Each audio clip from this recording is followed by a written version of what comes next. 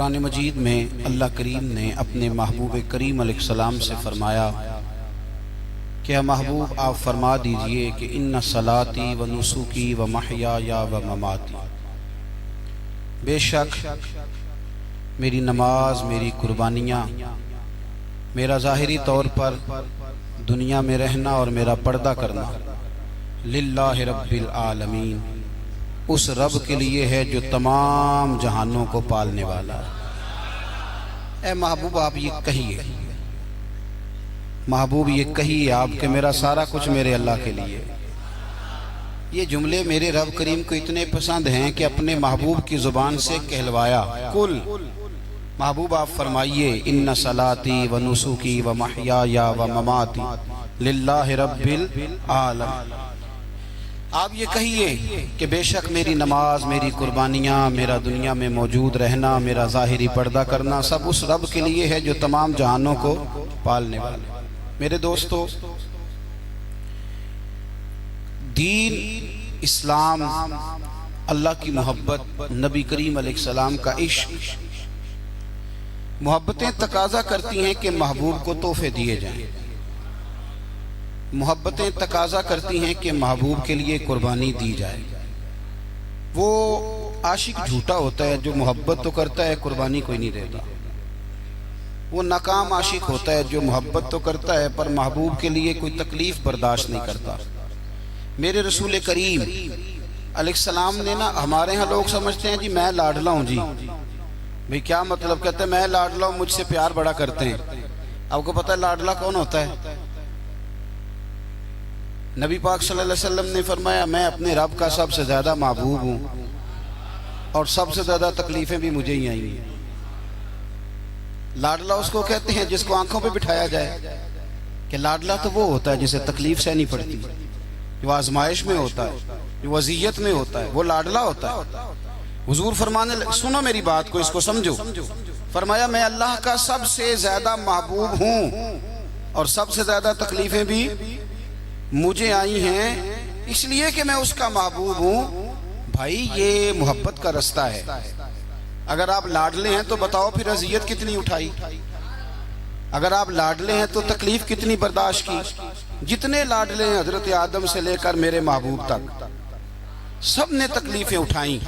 حضور کے صحابہ نے بڑے غم سہے، زخم پہ زخم کھا کے جی، خون جگر کے گھونٹ پی، آہ نہ کر لبوں کو سی، یہ عشق ہے کوئی دل لگی نہیں۔ ہمارے ہاں نا لوگ سمجھتے ہیں موج لگ جائے گی لاڈلا بن جاؤں گا۔ بھائی یاری تیری سونا پر ازمیشاں بھی تیریاں آگ، اے سونا پرکھیا جامدائی پہلو نہ لگاں دے لگ۔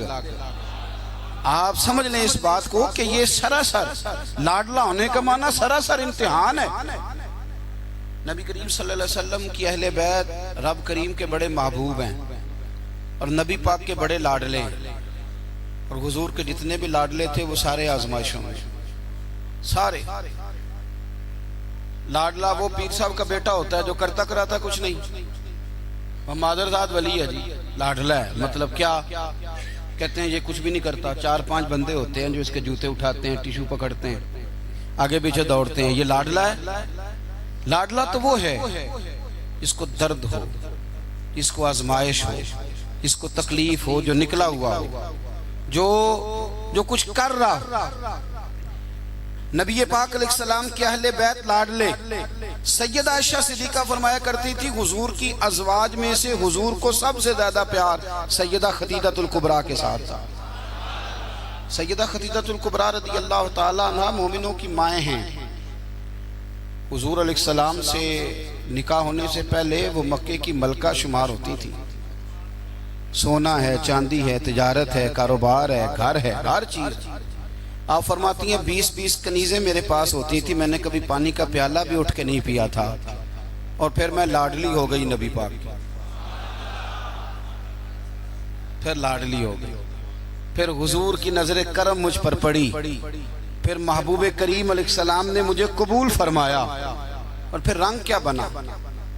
ظہر کے وقت، ابن اسحاق کہتے ہیں ظہر کے وقت نبی کریم کی بارگاہ میں ساری دولت، ساری کنیزیں، سارے غلام حضرت خدیجہ نے دیے ظہر کے وقت۔ عصر سے پہلے پہلے میرے نبی نے سارا کچھ تقسیم فرما دیا. یہ بطور مثال بیان کرتے ہیں، فرماتے ہیں یوں سمجھو کہ زور کے وقت دیے اور عصر سے پہلے پہلے حضور نے بانٹ دیے. وہ بی بی جس نے کبھی بھی پانی کا پیالہ نہیں پیا تھا، پھر وہ گھر میں جھاڑو دیتی، پھر وہ چولہے میں آگ جلاتی، اور پھر وہ خاتون، دیکھیں نا، بندہ غریب سے امیر ہو جائے تو گزارا ہو جاتا ہے، اور امیر سے غریب ہونا پڑ جائے بڑی مشکل ہوتی ہے. حضرت خدیجہ الکبریٰ نا باورچی خانے سے کھانا پکا کے نکلی، چولہا جلایا، اور جب نکلی تو 17 پیوند تھے پورے وجود پر کپڑوں کے. تینوں لب دیاں آپ گواچے، سانو اپنی خبر نہ کوئی، ساتھوں پارے نی ککھ گلیاں دے. ان تے سانو آخ دے لوگ شدائی، ننگ نموس دا ساڑ کے چولا، گل پہنے تاج گدائی. او سجنا اپنا آپ گوایا ہے تاں یار نے چاہتی پائی. نبی کریم صلی اللہ تعالی علیہ وسلم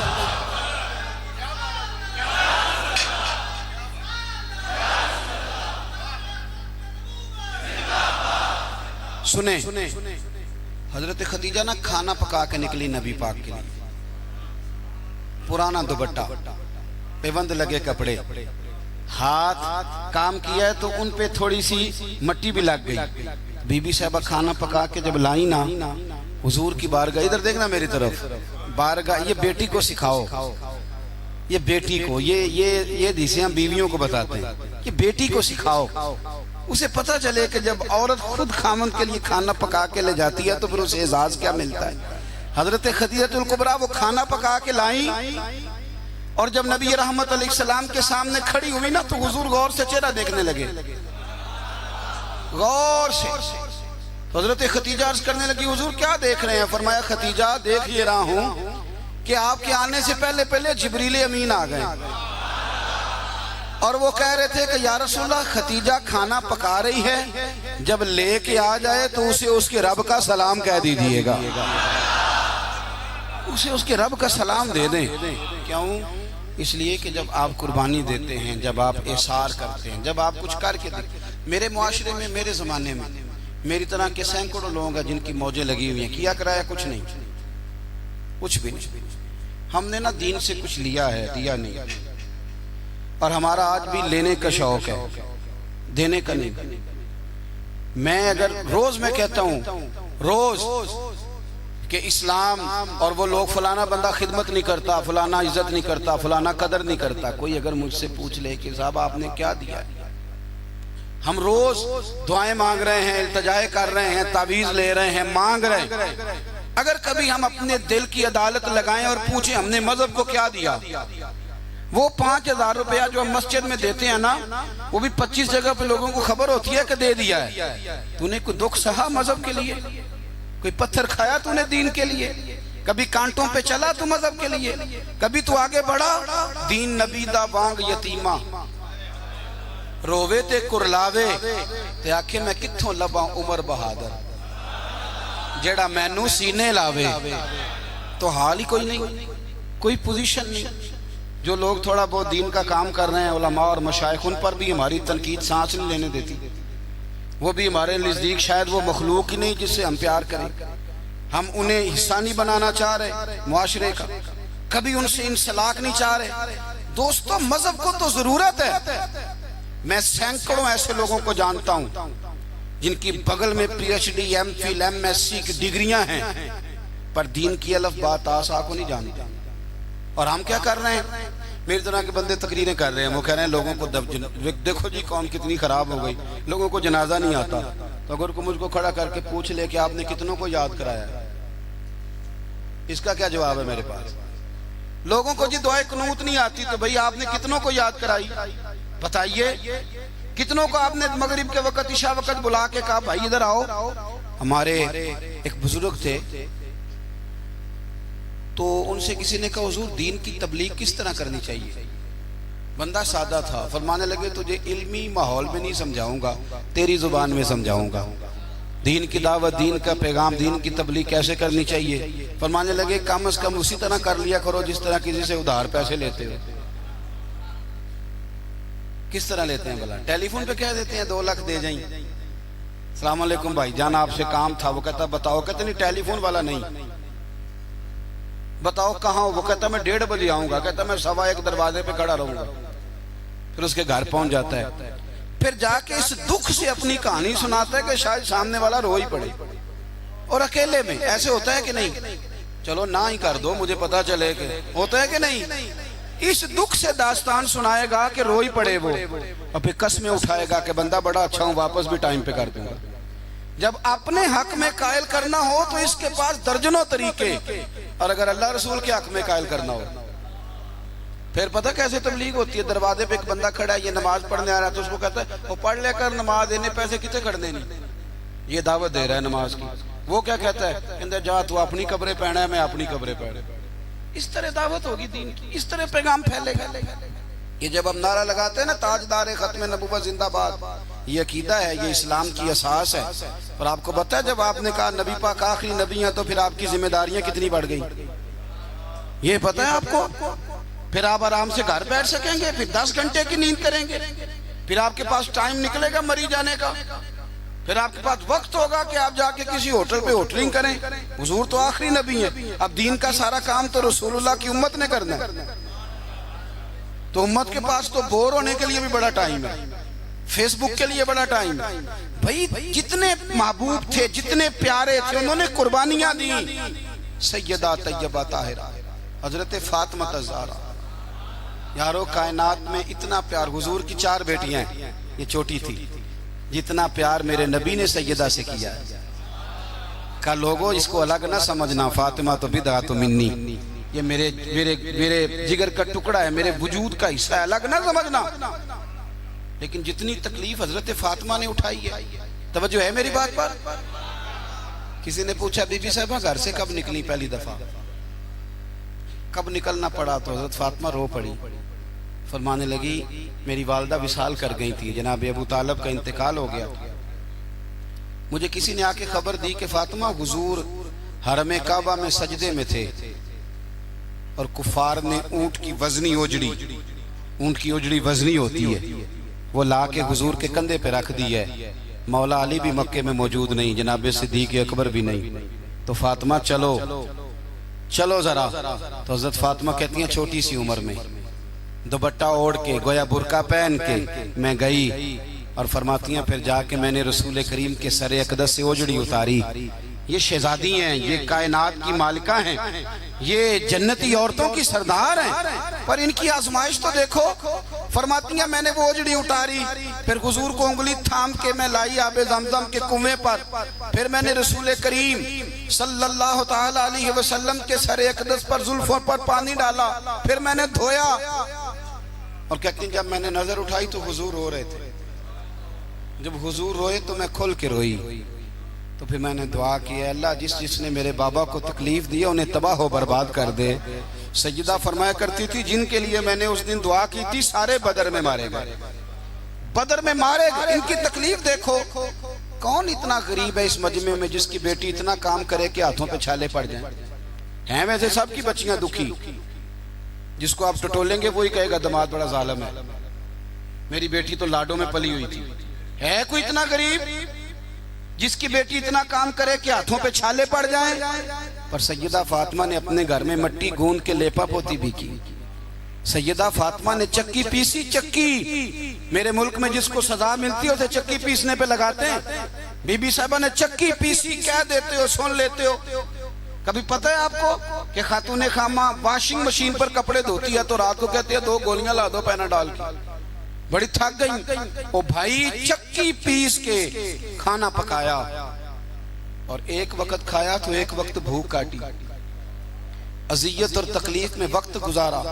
حضرت مولا علی کا جب نکاح ہوا تو اپنا مکان کوئی نہیں تھا، مسجد میں سوتے تھے، حضرت عارصہ بن نعمان کا مکان محبوب نے لے کر دیا، اس میں وقت گزارا، تکلیفیں ہیں، آزمائشیں ہیں، لیکن جب دین کو کچھ دینے کی باری آتی ہے، حضرت سیدنا سلمان فارسی فرماتے ہیں نبی کریم علیہ السلام کے پاس مہمان آیا تو حضور علیہ السلام نے فرمایا میرے گھر میں ظاہری طور پر کچھ نہیں، جاؤ کہیں سے پتہ کرو۔ جناب سلمان فارسی فرماتے میں حضرت علی کے دروازے سے گزرا تو مولا علی پوچھنے لگے خیریت ہے؟ میں نے کہا مہمان آیا ہے۔ توجہ ہے میری بات پر؟ سمجھ آ رہی ہے آپ حضرات کو؟ مہمان آیا ہے، اس کے پاس کھانے کو کچھ نہیں، تو کہتے ہیں میں مولا علی سے باتیں کر رہا تھا تو سیدہ فاطمہ اندر سن رہی تھی، کہنے لگی علی انہیں روک لو، انہیں روکو۔ تو مولا علی پلٹ کے کہنے لگے فاطمہ 4 دن سے تو بچوں نے کچھ نہیں کھایا۔ فرمایا ان کی خیر ہے، مہمان کے لیے میرے پاس ہے۔ وَيُقْسِرُونَ عَلَىٰ أَنفُسِهِمْ وَلَوْ كَانَ بِهِمْ خَصَاصَةٌ، ان کے لیے میرے پاس ہے۔ کہا کیا؟ فرمایا گھر میں ایک بستر پڑا ہے، میں کون سا کبھی کبھار تو استعمال کرتی ہوں، جاؤ کسی کے پاس گروی رکھ دو یا بیچ دو۔ او یارو کب ایسا ہوتا ہے، لیکن قربانی قربانی ہوتی ہے۔ حضرت سلمان فارسی کہتے ہیں میں شمون یہودی کے پاس لے کے گیا، توجہ ہے نا میری بات پر؟ میں نے کہا یہ گروی رکھ لو یا خرید لو اور ہمیں ایک مہمان کے لیے 3 وقت کا کھانا دے دو۔ تو کہتے ہیں وہ خوشبو سونگ کے کہنے لگا کہاں سے آیا ہے؟ میں نے کہا مولا علی کے گھر سے۔ کہتے ہیں وہ دوڑ کے اندر گیا، پھر آیا، پھر گیا، پھر آیا، تیسری دفعہ واپس آیا تو اس کے ہاتھ میں کچھ صفحے تھے۔ میں نے کہا یہ کیا ہے؟ کہنے لگا میں نے تورات میں پڑھا تھا کہ محمد صلی اللہ علیہ وسلم اور اصحاب محمد آخری محبوب کا طریقہ یہ ہوگا، ان کے غلاموں کا طریقہ یہ ہوگا کہ وہ اپنی جان پر بوجھ برداشت کر کے بھی غیروں کی مدد کریں گے۔ میں نے ساری نشانیاں دیکھ لی تھیں، آج یہ نشانی بھی پوری ہو گئی۔ سودا بھی لے جا، کمبل بھی لے جا اور مجھے بھی لے جا، تاکہ جا کے میں مصطفیٰ کا کلمہ پڑھ لوں، حضور کا غلام ہو جاؤں۔ بھائی قربانی، اظہار، کچھ دینا، دین کے لیے کچھ کرنا، اپنی خدمات کو پیش کرنا اور مخلص ہو کر، خالص ہو کر۔ یہ بہت زیادہ پوسٹر چھپتے ہیں نا جب ہمارے، اب ہم تو منع میری نہ کر سکتے، 20 30 آدمی یک وقت ویڈیو بناتے ہیں، تو کسی وقت نہ شیطان حملہ بھی کرتا ہے، وہ کہتا ہے دیکھا کتنی بلے بلے، اس شہر میں بھی اتنے لوگ تھے، فلانی جگہ بھی۔ یہ بڑی مصیبت ہے، آپ کو اپنے آپ کو روک کے رکھنا، کہیں کھڑا کرنا، یہ ایک بہت بڑی آزمائش ہوتی ہے۔ اس لیے ملا رومی نے پورا کلام لکھا ہے، وہ کہتے ہیں زوال والے پر تو آزمائش ہی کوئی نہیں ہوتی، آزمائش تو ہوتی عروج والے پہ، زوال والے کو کیا۔ لیکن کبھی کبھی اکیلے بیٹھ کے سوچتے ہیں کہ اتنا کچھ لے لیا ہے تو مذہب کو دیا کیا، ہم نے دیا کیا۔ آپ یقین کریں مذہب پر جو نظریاتی حملے ہیں، نظریاتی، آپ کی سوچ سے زیادہ ہیں۔ جو فکری حملے ہیں، فکری، ہر چوتھا آدمی اٹھ کے سوال جواب کر رہا ہے، چوتھا آدمی۔ میں دیانتداری سے کہتا ہوں، ذمہ داری سے، جتنے عوام کو میں جانتا ہوں وہ دل پہ ہاتھ رکھ کے آج بھی ان کو انشراح صدر ہی نہیں۔ آج تک بہت سارے لوگ ایسے ہیں جو آج تک دل سے اس بات پر راضی نہیں کہ ملک میں نظام مصطفیٰ نافذ ہو رہے ہیں۔ میں حکمرانوں کی بات نہیں کر رہا، میں اپنی اور آپ کی کر رہا ہوں۔ کتنے فیصد لوگ ہیں جو یہ چاہتے ہیں؟ سوال ہی نہیں پیدا ہوتا، ہمارا مزاج ہی نہیں ہے، انشراح صدر ہی نہیں لوگوں کو نصیب۔ کتنے لوگ ہیں جو کہتے ہیں کام چل رہا ہے بس چلنے دو۔ دین کے لیے خدمات کرنا، اپنا پیش کرنا، 2 لفظ بول کے تائید کرنا، کسی مسجد سے پیار کرنا، کسی مدر۔ یہ ہمارے یہاں زلزلہ آیا کشمیر میں، ایک مدرسہ بھی ٹوٹ گیا،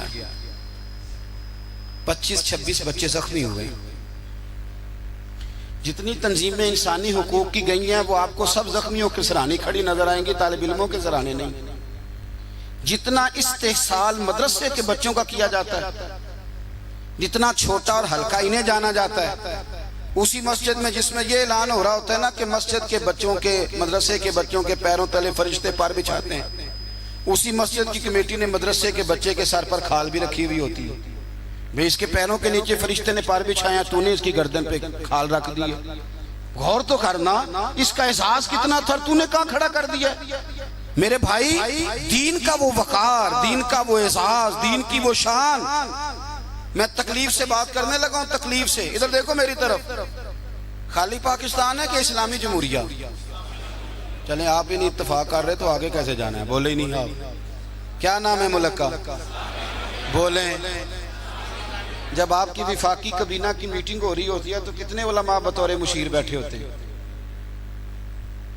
کتنے؟ کبھی کوئی ایسا تذکرہ ہوا ہے؟ آپ کیا اس مکتبے کی یہ جو شعبہ ہے زندگی علماء والا، اس کی آپ ضرورت نہیں محسوس کرتے کہ یہ بتائیں کہ یہ جو بل پاس ہونے لگا ہے اس کے بارے میں نبی پاک کا طریقہ مبارکہ کیا ہے؟ حضور کے ارشادات عالیہ کیا ہیں، دین کا منشا اس کے بارے میں کیا ہے؟ ہمارا مزاج نہیں، ہمارا ذوق نہیں۔ میرے عزیز، دین کے لیے کچھ کرنا، اپنے مذہب کو سپورٹ کرنا، اس کی فکری سرحدوں کی حفاظت کرنا۔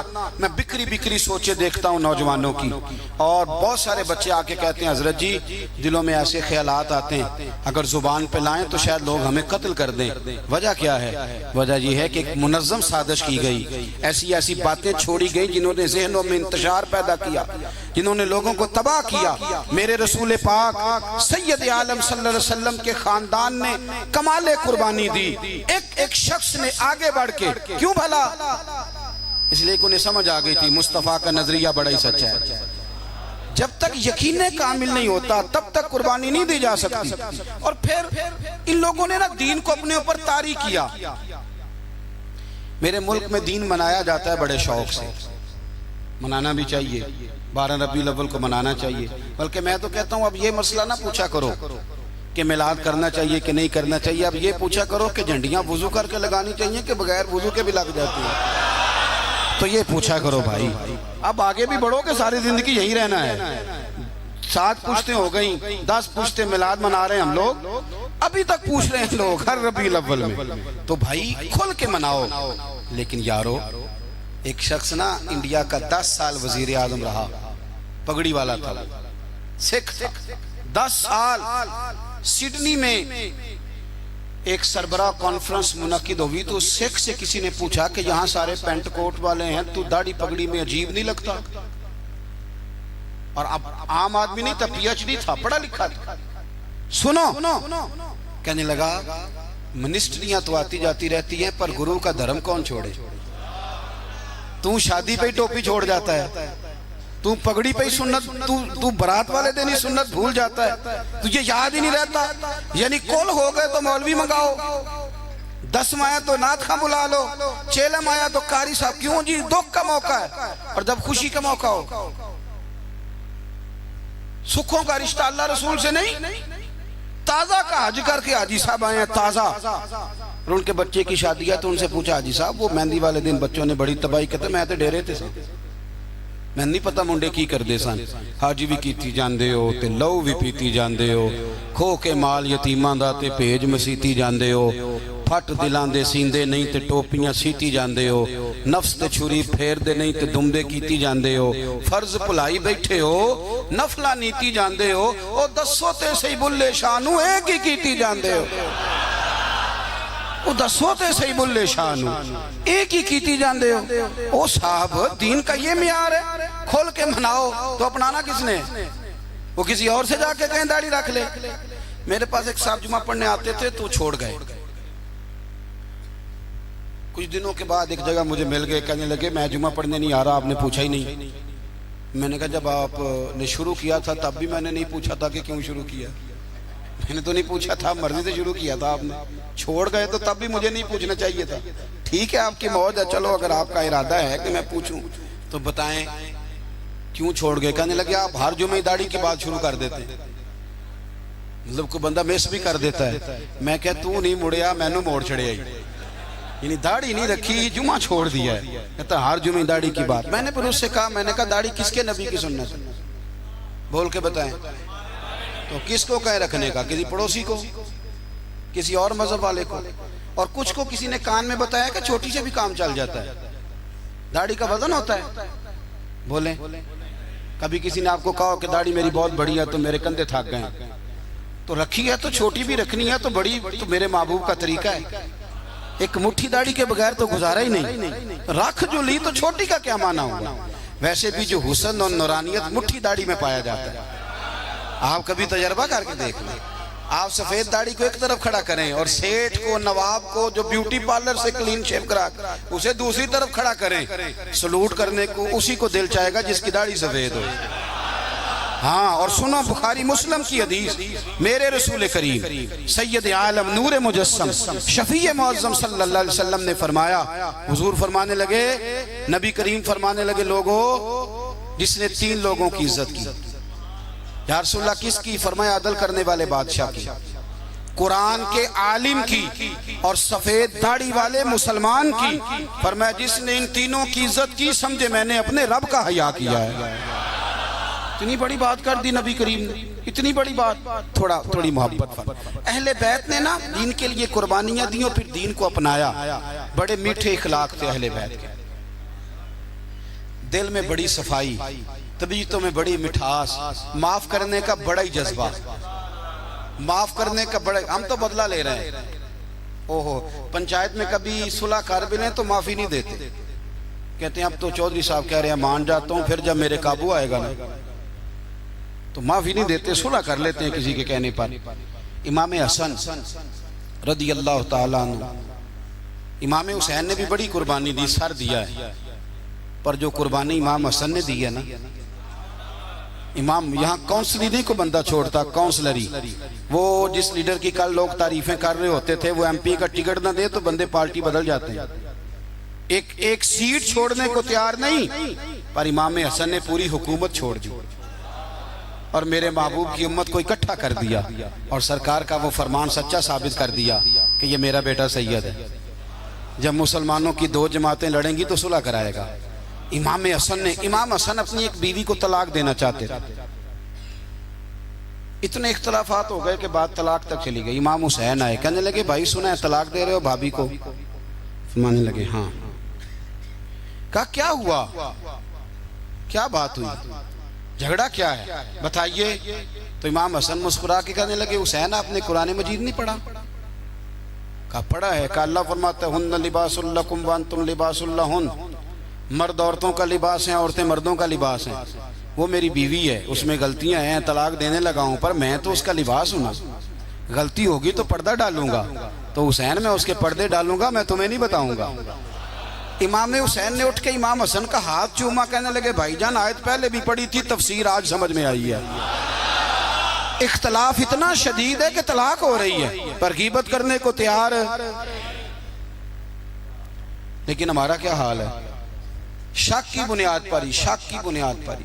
وہ مولوی کتنے بڑے پیسے کھا گیا مدرسے کے، تو میں نے کہا تم نے جتنے دیے تھے میرے ساتھ چلو، میں تمہیں حساب لے دیتا ہوں، باقی اگر کہیں اور سے آئے تھے کوئی اور کھا گیا تو تمہیں ہاتھ ملنے کی کیا ضرورت؟ ایسی بدگمانیاں، بری باتیں، اس سے انسان کا اپنا من میلا ہوتا ہے، زبان گدلی ہوتی، کسی کا کیا جائے۔ کچھ دنوں کے بعد امام حسن نے طلاق دے دی، تو امام حسین دوبارہ آئے، کہا بھائی اب آپ نے طلاق دے دی، ابھی بتا دیں اختلاف کیا تھا؟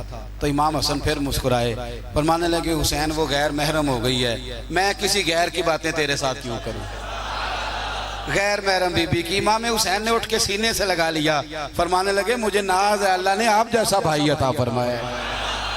یہاں کیا سٹیٹس ہے پتہ ہے؟ ہماری میٹنگ کیا ہوتی ہے؟ گپ شپ۔ گپ شپ نا چگلی کا نام بدل کے ہم نے گپ شپ رکھا ہے۔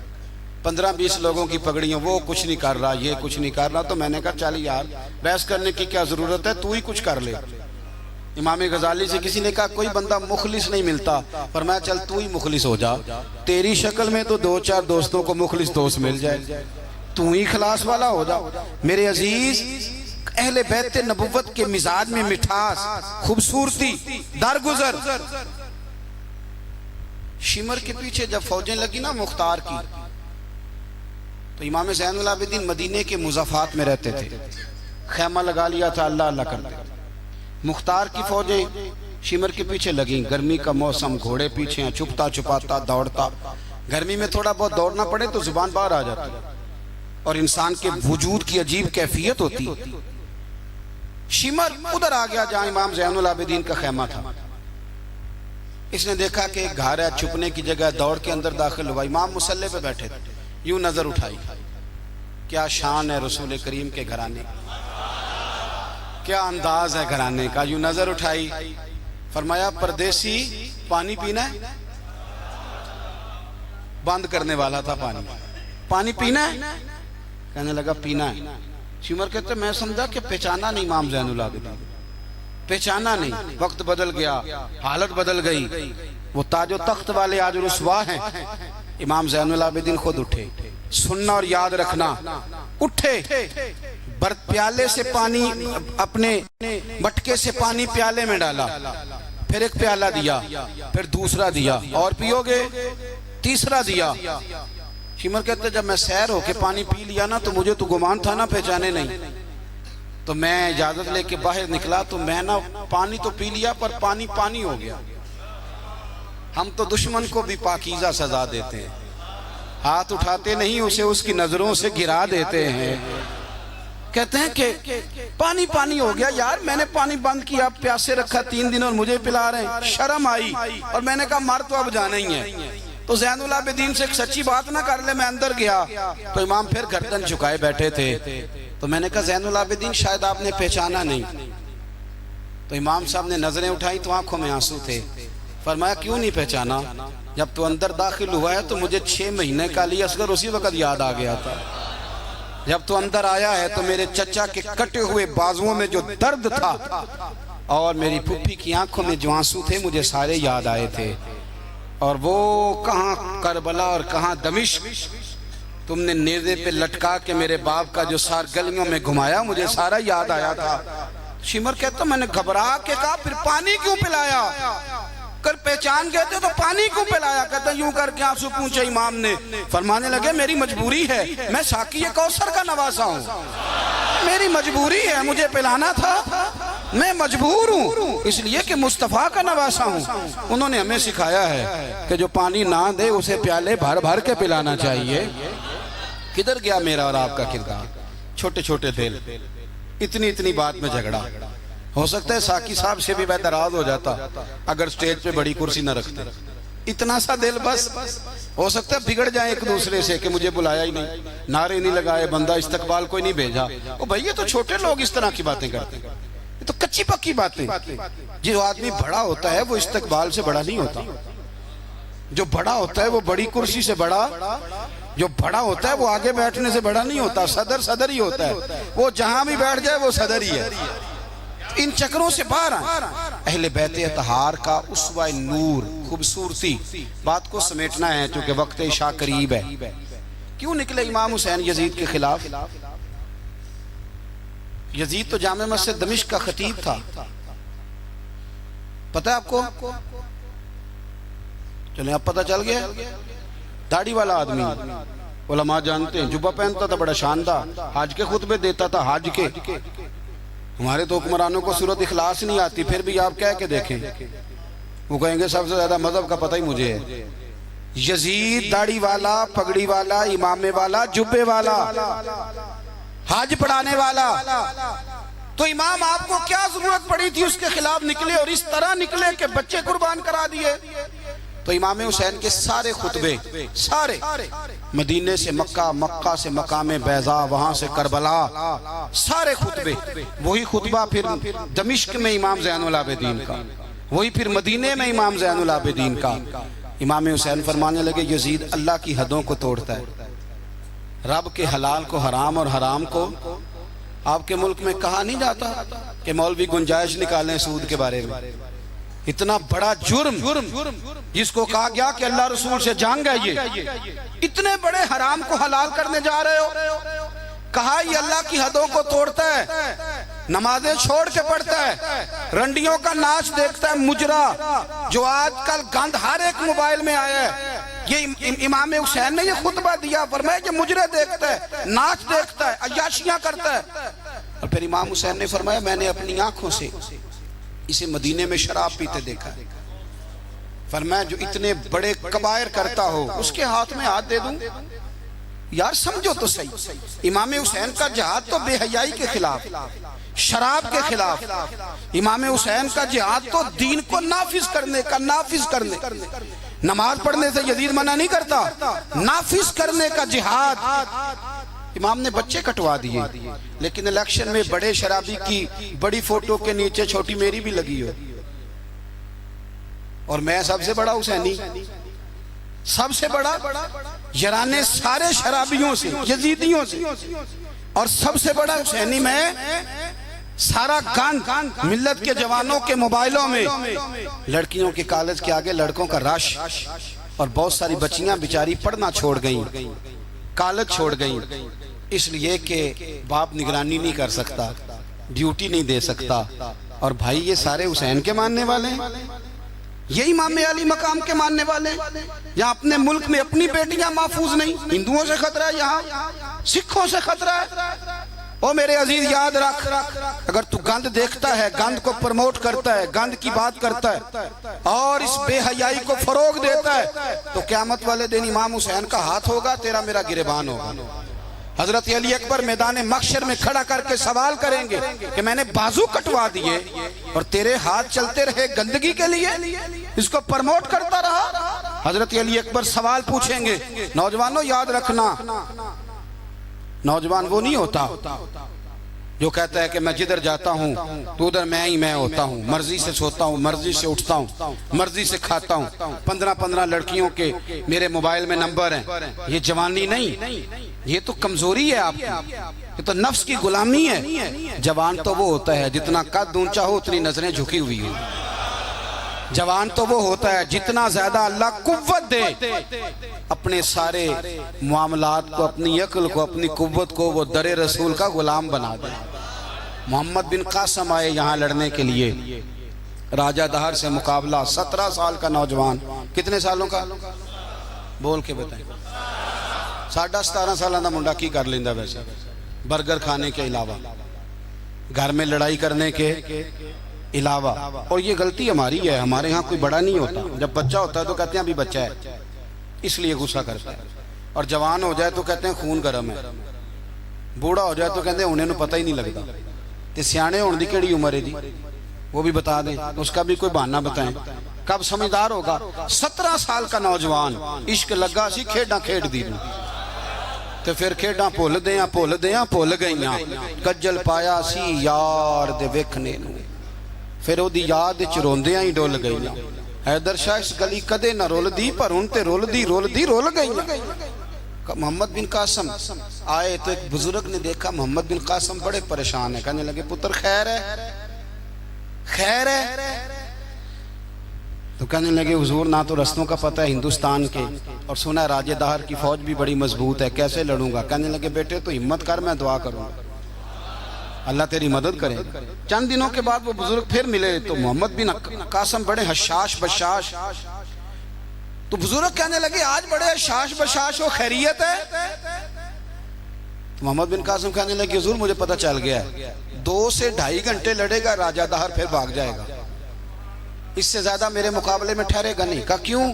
کہنے لگے میں نے پتہ کرایا ہے وہ نظر کا گندہ ہے، انہیں معلومات کرائی ہیں، اس کی تو پھپھی کی، ماموں کی، خالہ کی، چچا کی بیٹی اس کی گندی نظر سے محفوظ نہیں، جن کے پیٹوں میں رزق حرام ہو اور آنکھوں میں بے حیائی ہو، وہ کبھی کسی میدان میں کھڑے نہیں رہ سکتے، 2 گھنٹے سے زیادہ کھڑا نہیں رہے گا۔ کہنے لگا حضور میں 17 سال کا نوجوان ہوں، یا میں نے کعبہ دیکھا ہے یا قرآن دیکھا ہے، اور جب دل زیادہ للچاتا ہے تو مصطفیٰ کی قبر انور کو دیکھا کرتا ہے۔ ہم نے باحیا زندگی رکھی ہوئی ہے،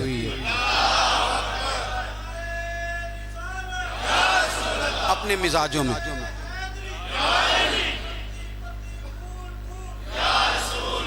سنیں اللہ جزائے خیر، سنیں امام حسین نے نا سر سجدے میں کٹایا اور تلاوت نیزے کی نوک پہ بھی جاری رہی۔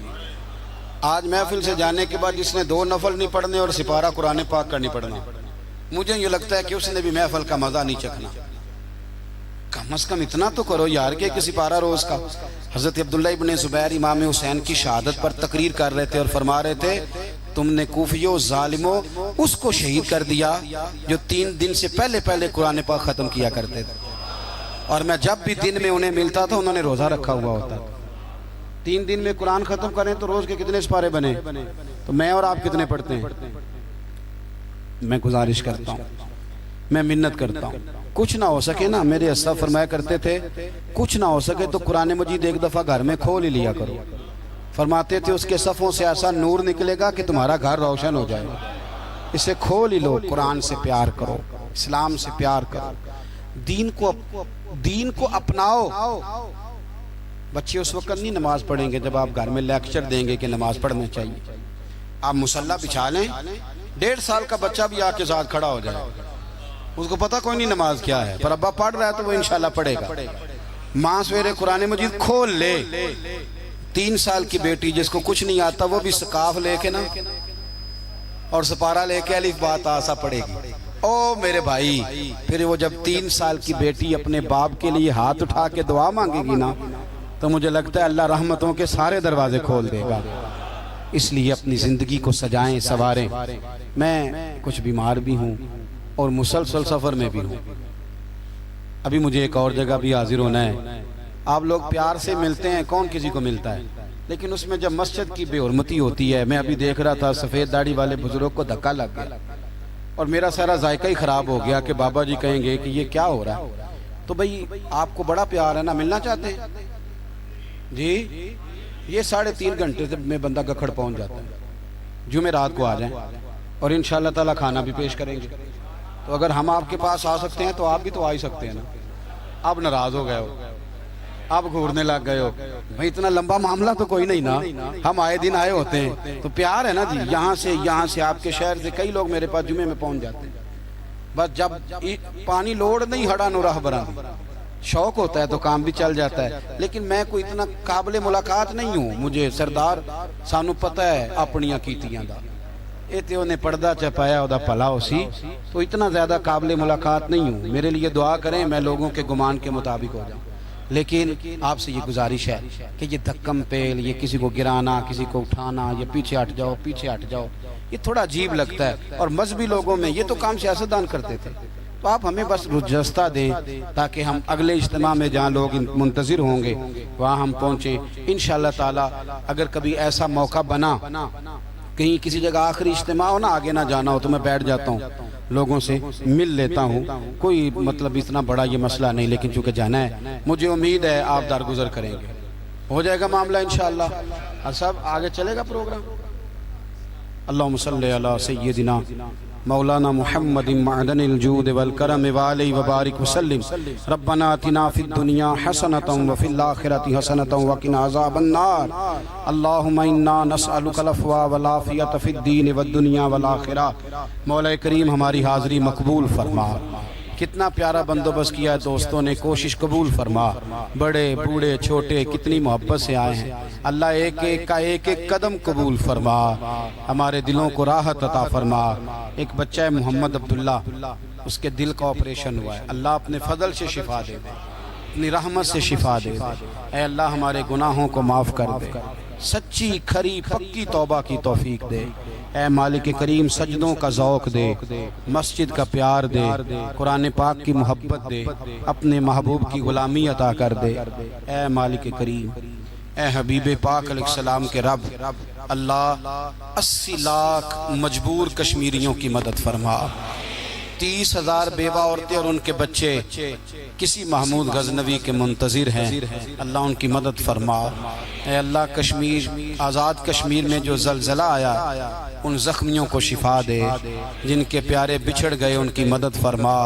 اے مالک برما کے مجبور سالوں سے خیموں میں رہ رہے ہیں، اللہ ان بیچاروں کی مدد فرما۔ فلسطین کے مجبوروں کی مدد فرما۔ اے اللہ شام، مصر، لیبیا اور بالخصوص افغانستان اور عراق کفر کے نرغے میں ہیں، روز بم گرتے ہیں، اللہ محبوب کی امت پہ رحم فرما۔ پاکستان کے غریبوں کی مدد فرما، مقروضوں کی مدد فرما۔ اے اللہ ہمیں اپنی بارگاہ ناز سے عطا فرما۔ مالک جو ہم کہتے ہیں، جو ہم جانتے ہیں، ہمیں اس پر عمل کی بھی توفیق دے دے۔ اللہ ہمارے لیے عمل کا رستہ آسان کر دے، عمل کا رستہ آسان کر دے۔ اس اجتماع میں اگر کوئی مجبور بیٹھا ہے، پریشان بیٹھا ہے، اللہ تیرے بندے ہیں، کمزور دل رکھتے ہیں، تو ہمیں بغیر آزمائش کے ہی کامیابیاں عطا فرما، مجبوروں کی مدد